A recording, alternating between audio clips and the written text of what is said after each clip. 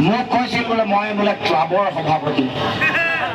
আৰে ক্লাবৰ সংঘৰ সভাপতি যদি ইমান ভয় কেলে? প্ৰথম MP আগৰ MP আঁতৰাই দিব লগা হ'ল। 10 গৰাকী MLA ডিব্ৰুগড় লোকসভা সমষ্টিত, 2 গৰাকী মন্ত্ৰী, 2 গৰাকী কেন্দ্ৰীয় চৰকাৰৰ মন্ত্ৰী সৰ্বানন্দ সোণোৱাল আৰু ৰামেশ্বৰ তেলী। তাৰ পাছত ক্লাবৰ সভাপতিৰ লগত ইমান ভয় কেলে? তাৰ পাছতো সৰ্বানন্দ সোণোৱালক টিকেট দিলে, MP টিকেট দিলে। তাৰ পাছত ৰাইজে কৈ দিলে যে আমি পাহৰি যোৱা নাই 2 বছৰ দিল্লীত থাকিব পাৰা। কা জাপি দি তুমি যিটো জাতিক অন্যায় কৰিছা সেই অন্যায় আমি পাহৰি যোৱা নাই। 5 গৰাকী মানুহক গুলীয়াই হত্যা কৰাৰ সময়ত মনে মনে নিজৰ গাদী খামুচি ধৰি বহি আছিলা, সেই অন্যায় আমি পাহৰি যোৱা নাই।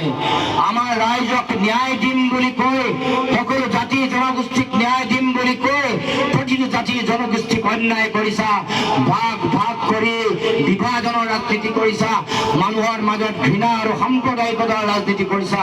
আমি সেই কথা পাহৰি যোৱা নাই। আৰু সেইকাৰণে ৰাইজে এইবাৰ সঠিক শক্তিশালী উত্তৰ ইতিমধ্যে দিছে। প্ৰথম পৰ্যায়ৰ নিৰ্বাচনত এইবাৰ ৰাইজৰ চুনামিত আমাৰ পদুম উৎখাত হৈ গৈছে। ৰাইজৰ চুনামি, জনতাৰ চুনামি। এইবাৰ বিজেপিৰ প্ৰাৰ্থীৰ লগত আমাৰ লুৰিণজ্যোতি গগৈ বা প্ৰদ্যুৎ বৰদলৈৰ যুঁজ হৈ থকা নাই।